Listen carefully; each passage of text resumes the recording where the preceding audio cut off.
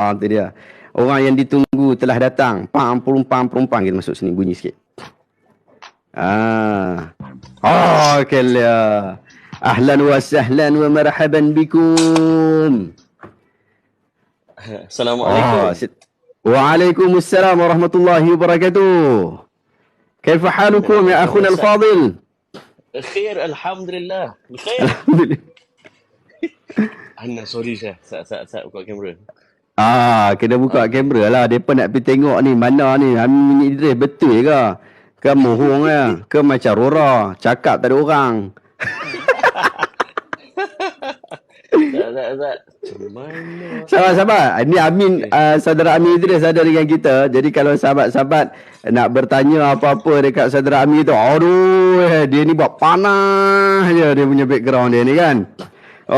Dia buat panah je kan. Siapa nak tanya saudara Amin boleh, tak ada masalah. Tanya apa-apa dengan saudara Amin boleh, tak ada masalah. Dia.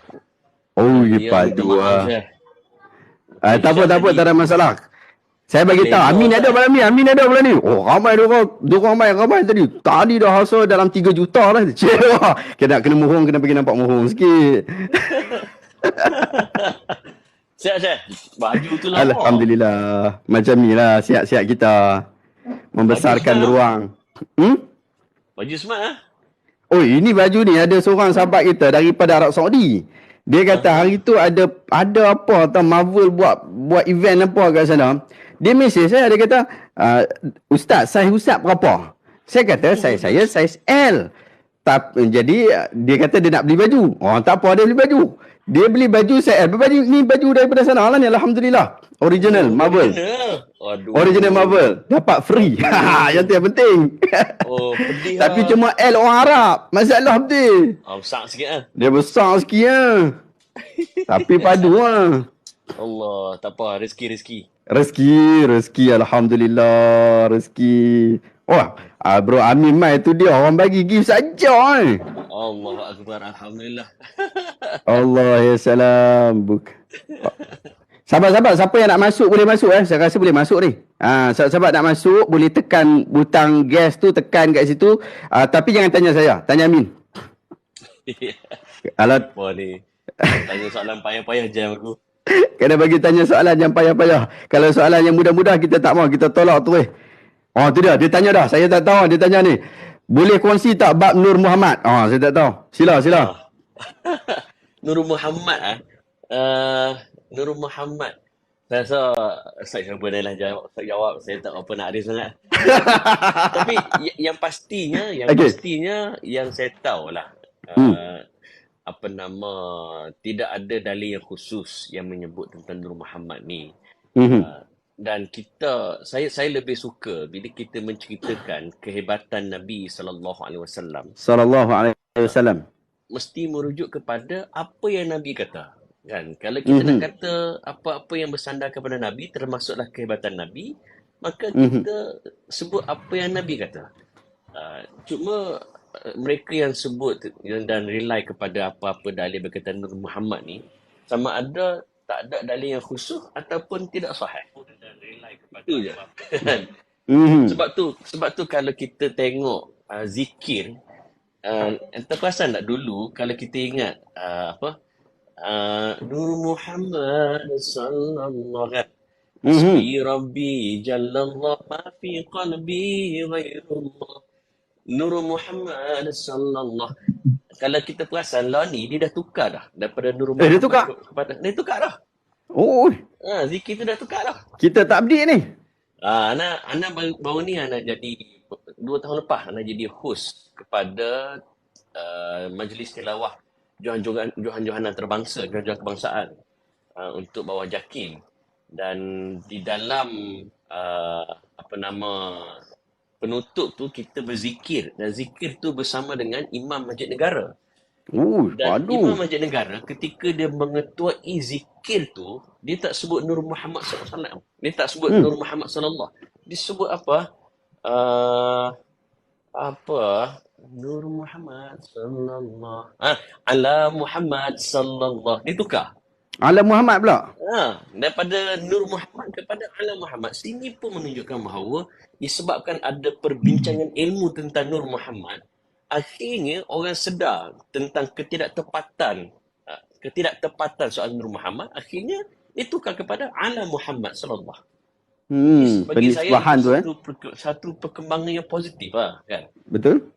So Setuju? dikala orang duk kata disebabkan hang sebut hang tak terima Nur Muhammad maka hang ni itulah, hang ni ini, label ni itu, label ini.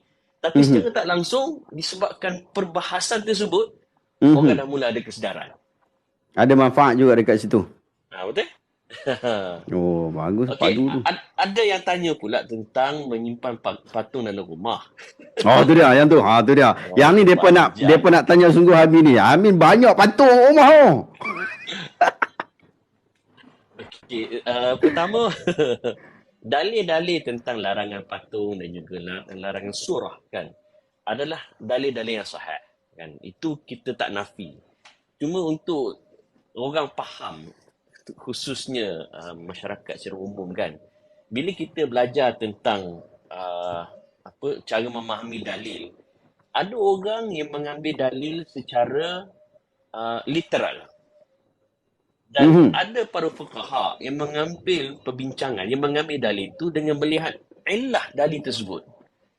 Contoh, Ustaz Syahrudin, kalau ikut hadis, orang yang pakai di bawah buku lali, apa kata Nabi? Nabi janjikan neraka lah. Tak? Berapa ramai yang 389 yang duk tengok live ni memakai di bawah buku lali. Maka kita tergolong di kalangan ahli neraka. Cari dalil lain macam ni. Kan? Itu kalau kita mengambil dalil tersebut secara literal. Kan, betul tak? Betul? Sama juga dalil tentang muzik. Syekh yang duk menonton kan sekarang ni, dan even yang duk mengata kat saya sebelum ni pasal simpan Iron Man kat rumah kan. Saya tanya balik, hang dengar muzik tak? Dengar? Sepakat 4-5 mazhab kata Betul. haram dengar muzik. Sepakat je. Termasuk mazhab Syafi'i. Macam. Tu kena cari dalil lain. So maksudnya kalau hang nak ambil dalil tentang menyimpan patung secara secara tekstual kan, maka hang kena adil juga. Muzik pun hang kena tolak juga. Tapi sebab apa kita tidak menolak muzik? Sebab ada yang menolak, kita tak nafi kan. Tapi ramai di kalangan kita yang tolak, yang terima muzik. Antaranya sebab kita mengambil pandangan para fuqaha yang melihat pada illah dalil yang mengharamkan muzik. Kan? Dalam hadis tu Ma'azif ke apa nama? Ma'azif. Antara lain para fuqaha bincang kenapa muzik diharamkan, kerana ilahnya ketika hadis ni disebut secara konteksnya, asalkan muzik mesti ada zina, mesti ada arak, mesti ada maksiat. Asalkan muzik mesti ada zina, mesti ada arak, mesti ada maksiat. Maka diharamkan muzik. Tetapi ialah fake ni dia tak macam kita bincang perkara usul akidah. Kan? Allah satu lah. Tapi fake ni dia berkembang mengikut peredaran zaman. Maka di situ kita lihat muzik sekarang ni, kalau kita dengar muzik, even yang duk guna phone ni, bila orang call kita, kita tak guna ringtone yang klasik dulu. Kita guna ringtone muzik, betul tak? Betul. Kau telah melakukan perkara yang haram mengikut pandangan 4 mazhab. Biar. Tapi kenapa kita terima muzik? Kerana kita melihat pada illah kepada kenapa pengharaman muzik. Begitu juga dalam soal patung, kan? Sekarang kita tengok macam Ibn Hazmin misalnya. Al-Andalusi. Siapa lagi? Al-Andalusi. Siapa lagi? Even Ibn Abbas tak silap saya. Kan ada hadis yang menceritakan Aisyah apabila dia main patung kan. Nabi tanya apa tu? Dia kata ni patung kuda sayap terbang kan. Nabi kata ni kuda patung. Betul. Ni patung kuda. Nabi kata kenapa ada sayap kan? Kuda tu boleh terbang. Nabi gelak sampai nampak geraham gigi Nabi SAW. Okey, orang kata alah itu hukum untuk budak-budak, mainan untuk budak-budak. Kita ni orang tua lah. Mainan ni dia antara dia ialah sebab mainan ni dia baling-baling kan. Betul. Kita mana Iron Man yang enter tengok kat sebelah belakang ni, Harga dia beratus lah. Takkan nak baling-baling. Betul tak? Ada brother kita Harry R, Ustaz Wadi pun video background music. Nampak? Betul? Betul tak? Kan? Bagi lah. Muzik haram, Syed. Mengikut sepakat 4 mazhab. Okey, berbalik pada tadi. Mainan ni saya beli mahal. Anak beli mahal, Syed. So kalau kita beli mahal, takkan nak baling-baling lagu tu. Dia akan jatuh hukum membazir pula. Jadi anak letak elok, terjaga. Bukannya sebab kita memuja, tapi kita beli mahal. Bila beli mahal, kita simpan elok kan. Kadang-kadang ambil gambar kan, susu-susu sikit kan. Kata jom besum. Siapa suruh baling? Janganlah ambil secara literal. Maksudnya bukannya baling. Baling maknanya letak merata. Maknanya kita tak menggunakan. Aduh kan. Benda mahal kan. Jam ni kan. Kita beli mahal. Lepas tu letak merata. Kan tak jadi membazir kan. Betul. So, kita letak dalam bekas cermin ke elok sikit. Adakah bererti kita memuja jam ni? Tak. Kan. Sebab kita dah beli mahal. Kita jaga elok-elok supaya dia boleh tahan lama. Kita menghargai barangan tersebut. Itu menjawab soalan pasal patung lah kan. Sebab tapi Ana menghormati mereka yang menerima pandangan yang mengambil hadis tu secara tekstual. Ana menghormati. Tak kata pun tak ada. Dah bercakap pasal muzik, terima kasihlah yang mana seronok dengar lagu Brothers Ramadan Babo ni. Kita buat remix baru. Jazakallah khair. Boleh tengok YouTube channel Dami The Show. Itulah padu saya tengok tu. Dia mantap juga tu. Ni apa dia Atan nak tanya ni? Fadhal Atan. Ya, Assalamualaikum Ustaz. Waalaikumsalam warahmatullahi wabarakatuh. Ya saya. Lebih saya minta maaf, saya ni jahil Ustaz. Saya nak tanya satu soalan. Kalau soalan tu kalau dalam ilmu saya jawab. Kalau saya tak tahu saya minta maaf lah no. Clear terus go. Saya ada dengar ada satu kisah. Nabi pernah dengar orang diseksa dalam kubur. Lepas tu Nabi cocok pelepah tamar kan untuk kurangkan siksaan dalam kubur. Siksaan pada ada yang berpendapat itu hanya kelebihan Nabi lah, seorang Nabi. Ya betul. Lepas tu ada sebab tu Nabi solat, Nabi imam ke solat, Nabi dengar satu sahabat masa dia angkat dia baca hamdan kasiran hamdan kasiran mubarakan fi. Lepas tu Nabi tanya siapa yang membaca tadi? Ana ya Muhammad. Dia kata Nabi kata ada 30,000 malaikat mendoa. Dia nak tanya adakah itu kelebihan kepada orang-orang tertentu ataupun kita boleh ambil amalan tu untuk kita lah sebagai orang awam ni macam mana Ustaz? Takut nanti bila nanti kan isu-isu bid'ah ni kan jadi tu. Sebab saya nak tanya, boleh tak kita nak ambil amalan-amalan ataupun kita inilah atau kelebihan pada sahabat saja Nabi bagi pada sahabat ataupun yang tertentu macam tu. Pertama isu ni dibincang dalam bab menziarahi kubur dan kita kena clear sahabat-sahabat. Di dalam hadis di peringkat awal Nabi melarang kita menziarahi kubur di peringkat awal. Sehinggalah ada datang hadis daripada Sahih Muslim, tak salah saya tak Syekh Budin betulkan kalau ana salah. Kan Nabi kata dulu tak dibenarkan tapi sekarang Nabi kata silakan. Antara dilarang wanita. Dilarang wanita ketika itu kerana banyak yang meratap, yang lampau menangis, tapi Nabi benarkan. Pertama, okey. Yang kedua berkaitan dengan Nabi dia gini, Nabi ambil pelepah tamar, Nabi letak situ. Ada orang dia gunakan itu sebagai hujah untuk kita meletakkan bunga, meletakkan tanam-tanaman kan atas sebab tersebut. Tetapi kalau tanya saya lebih cenderung kepada itu merujuk kepada sifat khususiah Nabi SAW. Kerana itu Nabi. Antara dalil dia, banyak kubur-kubur lain, Nabi tak buat pun. Hanya pada kubur tersebut. Tak silap, saya lupa kubur siapa kan. Dan itu adalah hujah para fuqaha mengatakan bahawa itu hanyalah khusus kepada kubur tersebut dan kepada sifat khususiah Nabi SAW. Kerana ada banyak juga dalil-dalil yang sahih yang melarang kita untuk menghiasi perkuburan. So, apabila bertentangan antara apabila berlaku ada lagi dalil-dalil yang sahih, maka kita dan bertumbuh pula, kita kena utamakan dalil-dalil yang sahih. Maka kalau tanya saya lah kepada sahabat saya Atan Rahimovic, saya lebih suka kepada pandangan dan lebih cenderung kepada pandangan itu merujuk kepada sifat khusus Nabi, kerana kalau itulah amalan yang diajar oleh Nabi, sepatutnya mana-mana kubur Nabi buat, mana-mana kubur Nabi ziarah, Nabi akan buat benda yang sama untuk mengurangkan azab kubur orang tersebut. Tetapi Nabi hanya buat pada kubur itu sahaja, menggambarkan bahawa itu hanya spesifik kepada kubur tersebut dan juga itu hanya merujuk pada sifat khususiah Nabi SAW. Terima kasih.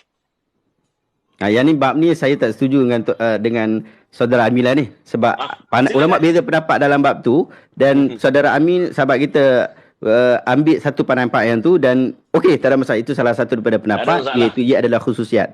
Satu lagi pendapat mengatakan bahawa ia bukan khususiat Nabi SAW, dan itu yang saya pegang. Jadi kalau itu dialog Ustaz Qarni dan juga Ustaz Hazar tu, saya game Ustaz Hazar. Boleh, salah.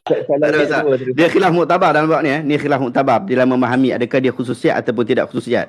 Macam Saudara Amin sebut tadi kan, berkaitan tentang isu memang Nabi tak dilihat di dalam hadis-hadis yang lain Nabi melakukan hal tu. Itu menjadi hujah kumpulan yang menyatakan bahawa itu adalah khususiat Nabi SAW.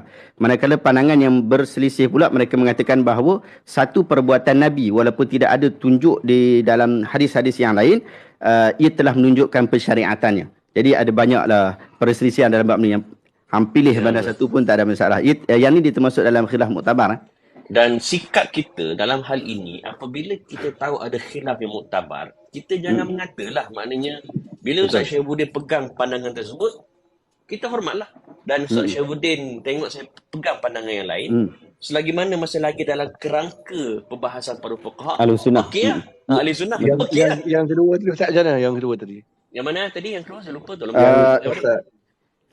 Bacaan orang selepas i'tidal hamdan kathiran mubarakan fi, boleh kita dia ikut ataupun tak? Khusus pada sahabat. Hamdan kathiran. Bagi saya, kalau kita pergi ke mana-mana tanah perkuburan, baca doa tersebut. Hamdan kathiran mubarakan fi ni selepas rukuk. Dia macam ni. Perbuatan tu dilakukan oleh seorang sahabat Nabi ketika solat, dan Nabi dengar benda tu. Bila Nabi dengar benda tu, kemudian Nabi SAW bagi cari orang tu, dan Nabi bagi tahu malaikat berbusu-busu datang dekat dia kan, mendoakan dekat dia.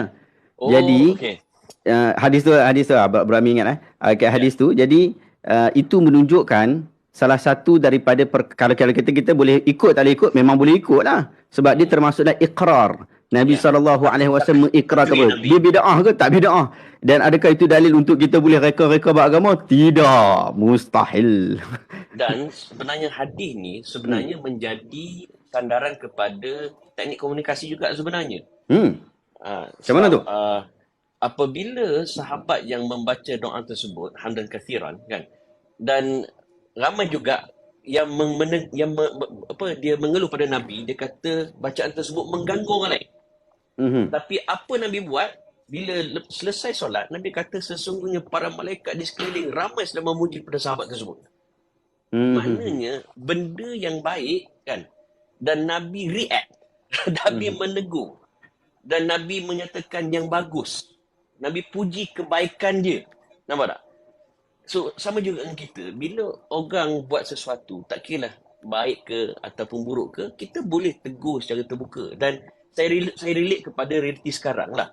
Apabila seseorang tu dia buat kesalahan secara terbuka, maka dia tidak boleh kita kata kau pergilah jumpa dia, tegur dia senyap-senyap, sebab kau buat kesilapan secara terbuka. Apabila kau buat kesilapan secara terbuka, maka kau telah membuka ruang untuk semua orang tengok. Kecuali kau buat sesuatu kesilapan hanya di dalam ruang lingkup kau. Lepas tu tiba-tiba ada orang datang saja tegur secara terbuka. Yang tu kita maafkan orang. Sebab dia buat secara sembunyi-sembunyi, kita saja je. Korek. Korek. Kita tajassus. Tajassus. Nampak tak? Itu salah. Tetapi bila orang tu dia menegur dia buat kesilapan secara terbuka, kan, dia memang merepek ataupun dia cakap benda yang tak tepat, Ataupun dia buat benda yang betul, kita boleh memuji secara terbuka. Kalau dia buat benda yang salah pun, kita boleh tegur secara terbuka. Of course, dia dalam kerangka ilmiah lah, bukan kerangka insult. Sebab saya suka kata Tayyip Erdogan, freedom of expression do not justify freedom to insult. Kebebasan untuk Dia kita cakap orang putih aku tak tahu bersuara, dah.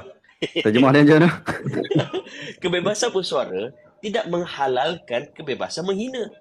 Oh, Bila kita menarik. faham Wise word. konsep tu, bila kita faham konsep tu, kalau kita berbeza pendapat sekalipun kan, kita menyatakan pandangan secara terbuka, kita tidak akan rasa sanggup untuk menghina orang, memfitnah orang kan.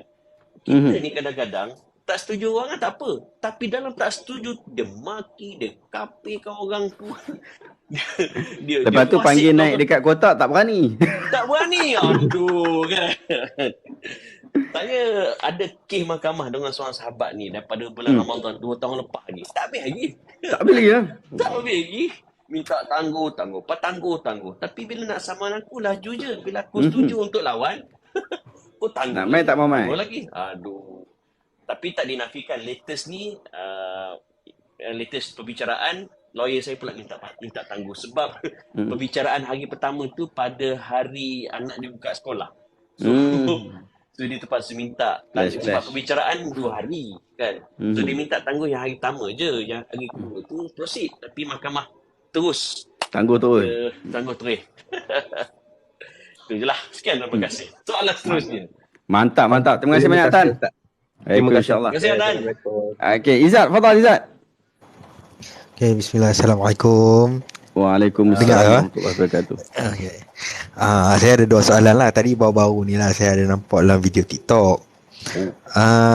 Pasal 2 benda. Satu, pasal extended warranty. Betul ke extended warranty tu haram? Contoh kalau macam kita beli iPhone, dapat warranty setahun kan. Contoh itu. Lepas tu kalau nak extend warranty 2 tahun, kena tambah RM100. Itu satu. Satu lagi macam membership card untuk pasaraya lah, contoh lah macam tu kan. Kalau kita macam membership card tu kita bayar RM10 setahun. Lepas tu dalam apa, kalau kita gunakan membership card tu kita dapat macam diskaun 20% ke 30%. Yang tu dibolehkan ke tidak? Itu saja. Sejujurnya itu berkaitan dengan fiqh muamalat. Dan biasanya saya fiqh muamalat, antara orang yang saya selalu rujuk ialah Dr. Zaharuddin Abdul Rahman. So saya jujur, saya tak tahu kan. Ada pandangan tapi saya rasa pandangan saya tak kuat. Tak ada sokongan hujah dalil yang betul-betul saya ingat. So, saya mohon Dan untuk saya tambah sikit lah. Untuk extended warranty ni pun, setakat pembacaan saya, tiada kesepakatan lagi berkaitan tentang isu ni. Sebab dia yang dia sebenarnya dia bukan perbincangan kita, sebab extended warranty ni dia ada sifat yang khusus yang kita lebih baik merujuk kepada penasihat syariah untuk tempat berkenaan. Kalau awak nak tengok extended warranty kat mana? Kat Shopee.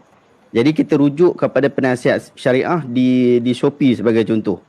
So dia ada macam Ustaz Ahmad Sufian. Ustaz Ahmad Sufian ni, Dr. Ahmad Sufian antara jawatan kuasa fatwa negeri Perlis pun, dia sebut berkaitan tentang hal ni sebenarnya masih boleh ada pintu perbincangan yang besar berkaitan tentang hal ni. Nak kata dia terus haram ke, nak kata dia halal secara mutlak ke, masih besar apa dia kemungkinan. Jadi saya rasa lebih baik kita serah kepada ni lah tu. Memang saya tahu video yang viral tu, video apa, Fadli apa nama, saya suka juga dia tu. Marketer Betul. Oh, kan? dia Pasal marketing. Dia marketing tu. Saya suka dia tu. Umur dia sama dengan saya je. Dia siapa tak nama dia tu? Bagus soalan ni. Bagus. Nanti saya esok saya terus hubungi Dr. Zaharuddin dan juga ni Tan Sri. Patut tanya nama? Sekarang. Boleh call sekarang buat apa? Buat apa tunggu esok. Call sekarang Okay, 11.50. Kan juga orang bini 2. Okay, terus. Bini 2 jam kita. Macam kan. Tak apa, saya take note tau. Pertama pasal kita warranty, yang kedua pasal extend. membership Baik. Terima kasih Ustaz Syah dan terima kasih Bro Amin. Assalamualaikum. Minta maaf, itu bukan bidang ilmu saya. Ni siapa yang haters kepada Amin Idris? Main naik cepat sekarang ni. Ini saja. Main tanya tu Je. Ada yang tanya saya pergi ke tak perkampungan sunnah. Buat pertama kali tahun ni saya pergi ke perkampungan sunnah 3 hari berturut-turut saya ada kat sana. Aduh. Tahun ni saya memang kosongkan 3 hari tu, 3 hari itulah saya duduk di Palih. Saya pun nak bilang soalan sekarang balik. Teruskan. Oh lah, internet dia tak padu lah. Itulah. Tak apalah.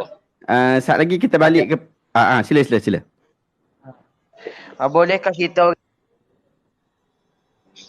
Bolehkah kita Pergi mana ni? Okey, bolehkah kita tadi dah dapat, kemudian?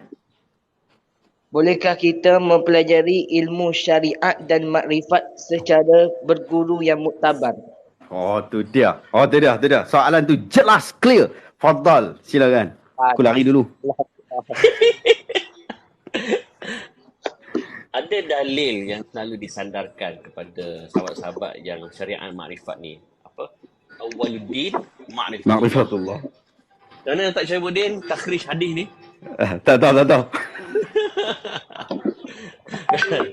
Saya gini je, masa saya sekolah menengah, even masa saya di matrik UIA, ramai sahabat-sahabat yang ilmu makrifat, syariat yang datang pada saya, yang ajak saya untuk belajarlah pasal ilmu makrifat, ilmu makrifat syariat bagaikan.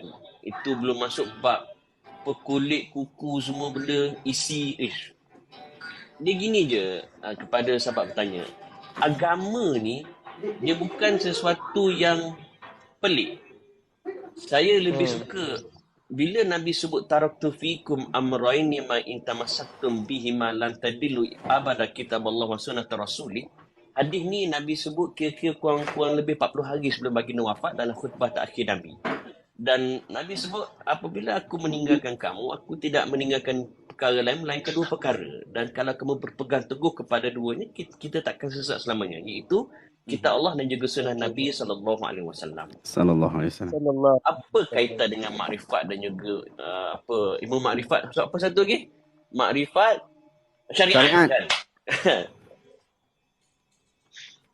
Bila kita jumpa orang-orang yang belajar dalam ilmu makrifat, ilmu syariat ni, saya jadi heran tau. Bila dah mula dalam satu majlis tu dia kata, ini zikir yang hanya didapati ketika Nabi SAW sedang beruzlah bersama Abu Bakar di dalam Gua Sur.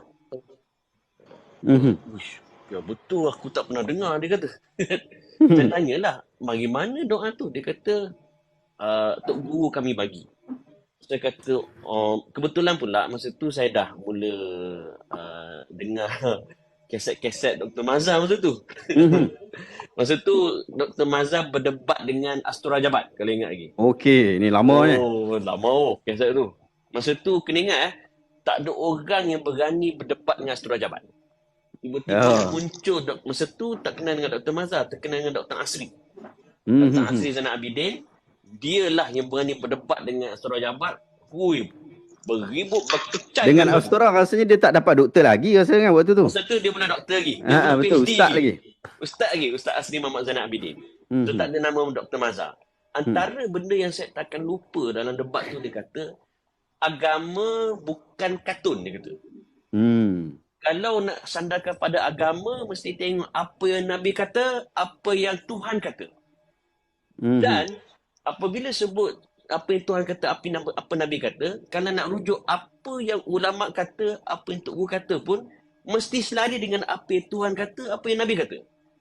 Kalau dia pelik sikit, apatah lagi tak ada pun Nabi kata, tak ada pun yang Tuhan kata, maka itu bukan agama. So saya dengar keset tu. Saya tanyalah Tok Guru yang kata zikir ni datang daripada Nabi ketika bersembunyi dengan Abu Bakar dan Gua Sur. Dia kata, Tok Guru kami kata, okey, kalau Tok Guru kata, kalau doa mesti sama ada Quran ataupun hadis. Kalau Quran surah mana, kalau hadis, riwayat siapa? Padahal saya masa sekolah menengah masa tu tingkatan 5, kan? Dia kata, dia gini dia. Jangan tanya. Kalau tanya banyak kan, maka saya tidak Kuranglah iman. Saya tidak mencapai darjat makrifat di dalam ilmu agama. Masa tu bila dia kata macam tu, saya kata ginilah. Korang nak teruskan, silakan. Tapi saya babat. So kepada Sri Cahaya, bagi saya, kita nak mengaji makrifat ke syariat, okey, biar tentu kita beres dulu Quran dengan hadis. Kalau Quran dengan hadis pun tak beres, nak pergi makrifat, nak pergi syariat, jangan kita. Tak. Sebelum pergi makrifat, sebelum pergi syariat, beres dulu soal akidah, beres dulu soal Quran, beres dulu soal hadis. Tak. Baru comel insya-Allah kefahaman agama kita. Sebab sahabat saya Sri Cahaya, ada saya yang terlibat dengan ilmu makrifat, ilmu syariat ni, dia sampai satu tahap tak payah semaya. Allah Islam. Tak payah semaya. Nauzubillah lah. Okey, adakah di sana ada hak bagus? Wallahu alam. Kalau hak bagus, baguslah. Tapi banyak hamba temu tak bagus.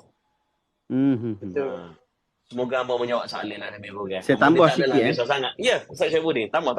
Ada satu kata-kata yang terkenal daripada Sayyidut Ta'ifah Syekh Junaid Al-Baghdadi.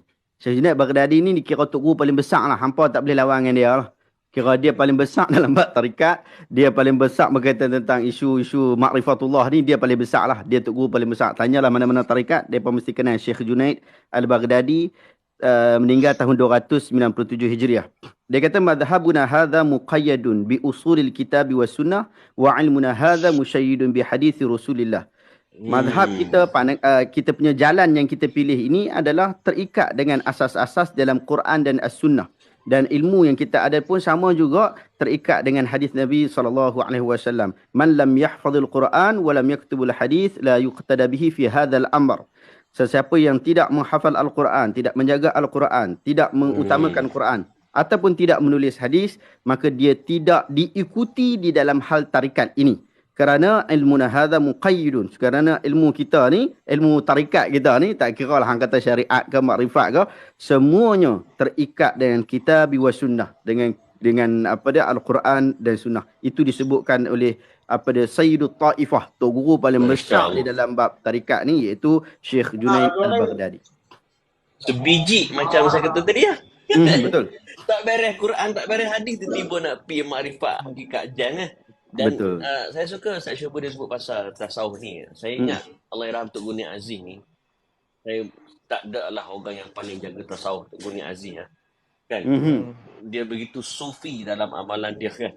Dan cara Tok Guru memahami tasawuf ni menarik. Dia guna ayat wa nafsi wa ma sawwaha fa alhamaha fujuraha wa taqwaha. Qad aflaha man zakkaha wa qad khaba man dassaha. Tok Guru Aziz kata diri kita ni dikurniakan jiwa kan. Nabi kata berjayalah mereka yang menyucikannya dan gagallah mereka yang mengotorinya. Dan ini merujuk kepada amalan-amalan soleh. Amalan-amalan zikir yang ada dalam Quran, amalan zikir yang ada dalam hadis. Tok Guni Aziz ni, saya pernah bersembah dengan PA dia, which is saya menyesal nak mati tanya soalan tu. Saya tanya apa?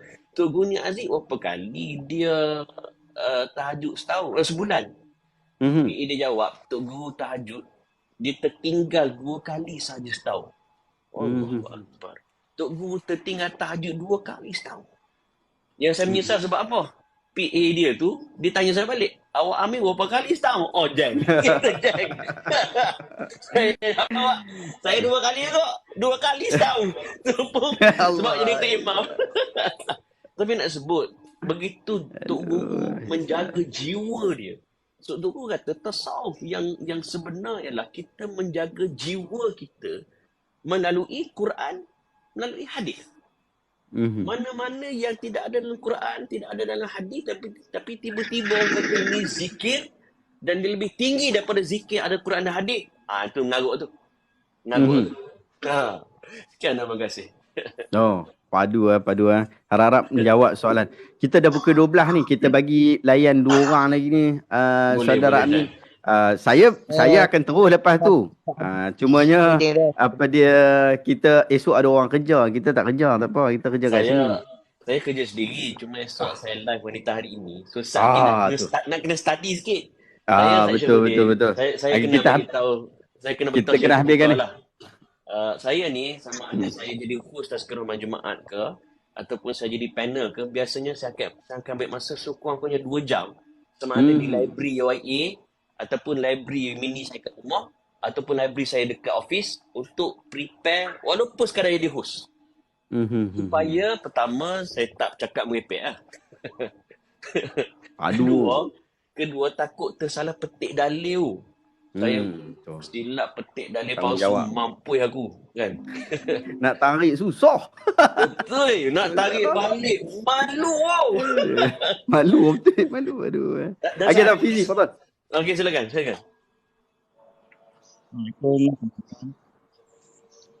Assalamualaikum. Salam, tukang rumah ha. Tukar rumah dulu, Fadal. Baik. Fizi suara tak kuat sangat. Okey, Baik. tukar rumah dulu. Assalamualaikum warahmatullahi wabarakatuh. Waalaikumsalam warahmatullahi. Maaf, saya sendiri berasal daripada Aceh. Sebabkan saya lama di Malaysia, saya sentiasa melihat apa yang bahagian kajian tentang sunnah dan bahagian salah, termasuk yang admin akhi kita, saudara kita Amil Idris. Mungkin Masya Allah. beliau memang dah terkenal lah. Hanya satu soalan yang saya ingin bertanyakan kepada antum, sebahagian kita yang mengenal Al-Quran dan Sunnah, mungkin kita tidak menafikan bagaimana pemikiran sebahagian orang yang mengaku hanya mengenal Sunnah. Tetapi sebagaimana antum yang sentiasa rapat dengan para mufti ataupun seperti yang kita kenal Dr. Rozaimi Ramli dengan Dr. Dato Mufti Dr. Muhammad Azri, Dr. Mazhar. Ya, betul baik. Tapi dalam satu soalan saya mungkin keluar daripada tajuk yang tentang furu'iyah, tentang cabang-cabang, tetapi ini yang berkaitan apabila saya merasa tentang akidah kita sebagaimana Rasulullah sallallahu alaihi wasallam mengatakan apabila man asbaha wa lam yad'am bi umur muslim falaysa minhum atau kama qala, barang siapa yang bangkit pagi hari dia tidak ada perasaan yang berkaitan dengan seorang muslim ataupun Islam, maka dia bukanlah termasuk orang-orang Islam. Maka soalan ini saya ingin nak ajukan kepada antum supaya antum kebukakan dengan media yang berkaitan dengan saudara kita yang sebahagian mereka terjejas ataupun tertindas di Myanmar, Rohingya, yang akhirnya hari ini mereka menempat di Malaysia kita. Kita tengok video-video yang ramai orang live berkaitan dengan keburukan yang berlaku terhadap ekonomi, terjejas yang ini dan itu. Padahal tak kala kaum Nabi Nuh datang kepada Nabi Nuh mengatakan, kami tidak ada hujat di kampung kami kemarau. Saya tidak memiliki anak dan kekurangan makan. Bukankah Nabi Nuh mengatakan faqul tastaghfiru rabbakum innahu kana ghafara. Yursilis samaa'a 'alaikum midrara. Pada hari ini saya rasa mungkin kefahaman kita penyampaian yang seperti ini nak menanamkan kembali akidah umat Islam kita supaya kita tidak terlalu mengeluarkan kata-kata kesat kepada kaum muslimin kita. Kita sepatutnya apabila tidak mampu untuk membantu, sekurang-kurangnya berdoalah kepada Allah. Dan satu lagi pertanyaan saya, bagaimana apabila dikaitkan dengan perampasan subsidi, sebagaimana Rasulullah mengatakan la yadkhulunal jannata ashabul mix. Tidak akan masuk surga orang yang pengutip cukai. Wallahu a'lam. Saya pun nak tafsirkan satu fahaman bagi umat Islam kita pada hari ini supaya kita tidak mudah menuduh dan mengklaim sesuatu hal yang terjejas terhadap mereka. Mungkin soalan ini saya tidak mampu nak melihat antum untuk memberi jawapan. Saya nak untuk antum publikasikan kepada umat Islam kita pada hari ini. Mudah-mudahan kita ada jalan keluar yang terbaik untuk menyelamatkan muruah ataupun kehormatan orang-orang Islam kita yang ada di sini. Mungkin ada air mata yang saya pernah berteman dengan dia orang. Apabila kita bertanya soalan-soalan yang mana terjejas, bagaimana, mungkin kita tahu hati-hati semua manusia yang masih beriman kepada Allah. Mereka tahu atas hak yang datang bukan hanya merampas tapi terkadang mencari rezeki. Kita mengharap NGO ataupun bahagian depo sebagaimana UNHCR yang akan beri sumbangan tak mampu nak cover begitu ramai depo. Tapi saya nak ada satu solusi saya daripada Aceh, saya nak ambil berat. Terkadang saya rasa sedih kan. Atas apa? Terkadang kita rasa saudara kita setubuh badan, takkan kita nak harap kapiak tu yang akan hiraukan depo. Adik saya sendiri, takkan saya nak panggil kapiak ataupun Cina Hindu yang negara apa yang berlaku pada hari ini, sistem demokrasi. Bukan saja kita apabila kita nak bahas perpolitikan mungkin sangat luas dan panjang. Tapi isu ni saya nak kembalikan pada antum supaya ada jawapan yang lebih baik. Bagaimana nak menselamatkan kehormatan orang-orang Myanmar ataupun orang-orang Islam kita yang tertindas yang mereka duduk hari ini di Malaysia kita ataupun pada tempat yang terkadang orang rasa tak selesa adanya depo. Wallahu ta'ala alam. Apabila ada InsyaAllah. kata-kata yang kurang baik, saya minta maaf. Saya pun dah Padu. terkalut ni sebab apa? Abang Zali dah sampai dah nak pergi melaut. Saya pun nak cari rezeki, insya-Allah. Clear. Semoga selamat wa iyyaka insya-Allah. Kita minta Aminullah bab ni. InsyaAllah. Memang dia pandai bab ni. Sahabat Dia kita buat yang orang ni. Aceh tapi dia boleh cakap utara no. Itulah bahasa Kita duduk sini alhamdulillah, insya-Allah. Saya pun berkahwin dengan orang utara kita, dengan anak bukit. Alhamdulillah. Wah, mana bukit? Nak mungkin Kita darat. pergi ke Perancis, aku melihat Muslim. Aku melihat Islam tapi tiada Muslim. Aku kembali ke Kairah, aku melihat ramai Muslim tetapi tiada Islam. Dia nak sebut, dia pergi ke Barat, dia melihat banyak kualiti-kualiti yang dimiliki oleh yang diajar oleh Islam ada kat sana. Walaupun Muslim tak ada. Kat sana, majoriti kafir. Tetapi mereka mengamalkan kualiti, disiplin orang Islam. Dia balik ke Mesir, dia balik ke Kairah, Muslim ramai. Tapi pengotor, tak ada integriti, kerja ke laut kan. Banyak jadi user, bukan jadi producer, bukannya menjadi pencipta, innovator, tapi lebih kepada menjadi pengguna. Dan teguran Syekh Muhammad Abdul ni bagus. Nak sebut bahawa dunia Islam ni disebabkan kita tidak lead dalam banyak hal, akhirnya bila ada rakan-rakan Muslim kita ditindas di Myanmar, di Palestin yang tak habis-habis, di Syria, di Yaman, di segala dunia lah. Kita hanya mampu bagi sumbangan, bina sekolah, kena roboh. Bina lagi, kena bom, roboh lagi. Dan paling tinggi pun kita hanya boleh berdoa, kita tidak ada political will, kita tidak ada kuasa politik untuk menekan puak-puak kuasa besar. Kerana apa? Sebab Islam mengajar kita kualiti, menjadi individu berkualiti. Tetapi apa yang kita buat, kita hanya duk bincang benda-benda yang kecil. Nampak tak? Sebab tu saya puji Ustaz Syahibuddin yang sedang mengadakan projek untuk memandaikan bangsa. Ini satu projek yang wajar diberikan sokongan. Kerana apa? Kita nak memandaikan masyarakat kita agar level mentaliti mereka tinggi supaya kita boleh melahirkan negara bangsa yang betul-betul bertamadun. So bila kita mempunyai budaya, kita mempunyai negara bangsa yang bertamadun, yang berilmu, yang mempunyai intelektual yang tinggi, kita boleh memberi sumbangan besar kepada ekonomi negara. Dan bila ekonomi kita kuat, kita mampu untuk membantu negara-negara Muslim yang dalam kesusahan. Turki, bila sebelum gempa bumi, mana-mana negara Islam yang tertindas, mereka lah, Tayyip Erdogan lah, adalah pemimpin dunia antara terawal pergi menzarihi negara tersebut. Sebab apa?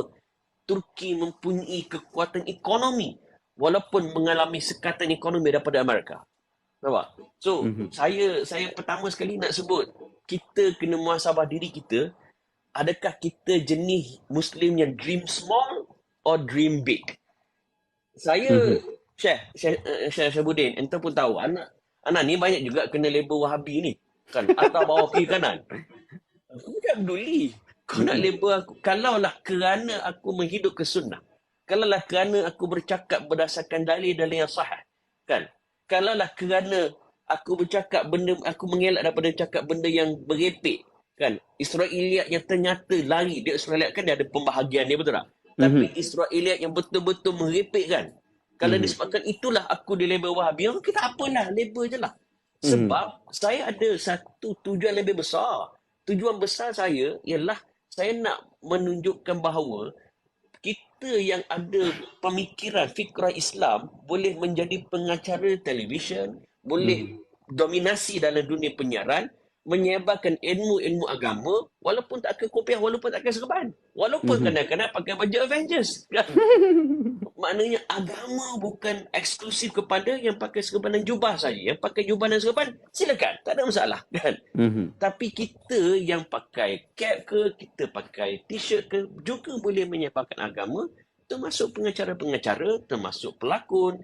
Sebab saya baru buat satu syarikat production, which is dream saya ialah menghasilkan program-program talk show, sama ada midnight show ke apa ke, yang membawa kepada sama macam agenda Syahibuddin, iaitu memandaikan ummah. So apabila kita terlalu hanyut di dalam budaya menelan satu ilmu tanpa mengambil keresahan ke tidak, akhirnya kita hanyut di dalam arus deras kejahilan. So bila kita jadi pak turut, kita tak menjadi produktif. Bila kita tak produktif, kita tak jadi leader dalam dunia. Bila kita tak jadi leader dalam dunia, kawan-kawan kita di negara-negara lain yang ditindas, kita hanya mampu berdoa je lah, kan? Betul. Sedihlah kita. Nampak tak? Saya, kenapa, ada orang tanya kenapa saya suka Iron Man, kan? Iron Man ni satu-satunya superhero yang kuasa dia tak merepek. Spider-Man, kuasa dia kena gigit labah-labah radioaktif. Itu Spider-Man lama, Spider-Man baru tak. Kalau dia kena gigit betul, dia tak jadi superhero, dia meninggal. Dia jadi superhero sebab kena ada apa itu Tobey Maguire. Tapi Iron Man, kenapa dia boleh, dia ada suit dia? Sebab dia buat sendiri. Kenapa dia boleh buat sendiri? Sebab dia ada dua superpower. Pertama, dia bijak. Kedua, dia ada harta kekayaan.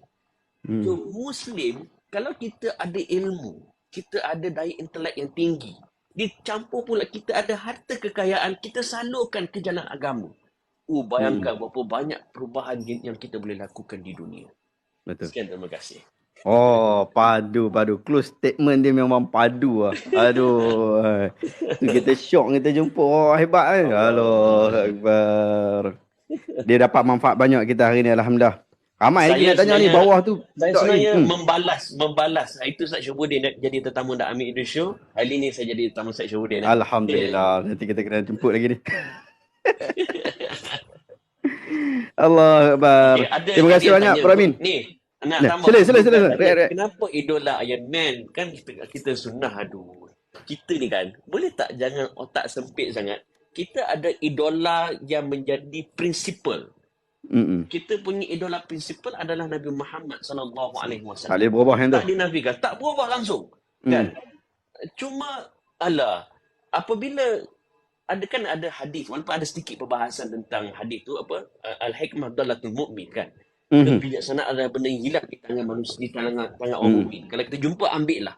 So, kalau benda tu, walaupun datang daripada non-Muslim sekalipun, tapi benda tu adalah hikmah, ambil lah. Kan? Nabi pernah menggunakan strategi menggali parit yang mana datang daripada Farsi. Kan? Nampak tak? Kalau kira buat apa tu muka Islam, kita kan sunnah. Tak ada, kan? Guna ni. Terima kasih. Padu. Ini ramai penonton Marvel kat sini. Geng-geng DC boleh duduk tepi-tepi. Terima kasih banyak Bro Amin. Terima kasih banyak. Dan saya mengucapkan saya sangat baru besar hati lah hari ni, alhamdulillah dapat bersama dengan Bro Amin. Kita dah sebut 2-3 hari lepas, orang suka nak tunggu nak sembang semua, alhamdulillah akhirnya terjadi juga. Dan saya tunggu Bro Amin panggil lagi sekali lagi untuk kita sembang-sembang lagi. Boleh. Terutama sekali kita sembang pasal kitab belakang tu. Dia ni aneh. Sahih Al-Bukhari ni. Hari ni pun ada jadi isu Sahih Bukhari. Tak apa, clear. Allah mudarrasa insya-Allah. Terima kasih banyak Bro Amin. Saya tak nak ambil masa yang panjang kepada Bro Amin, tapi sahabat-sahabat kita macam biasa, kita akan terus sampai pukul 2. Kita memang gila sampai pukul 2. Power. Dah lagi haters baru nak masuk. Haters tak masuk lagi. InsyaAllah terima kasih banyak Bro Amin. Semoga Allah Taala mudahkan urusan. Terima kasih banyak. Kita jumpa lagi. Saya jemput lagi nanti insya-Allah. InsyaAllah bisa. Jadi Mubarak semua. Assalamualaikum. Waalaikumsalam warahmatullahi wabarakatuh.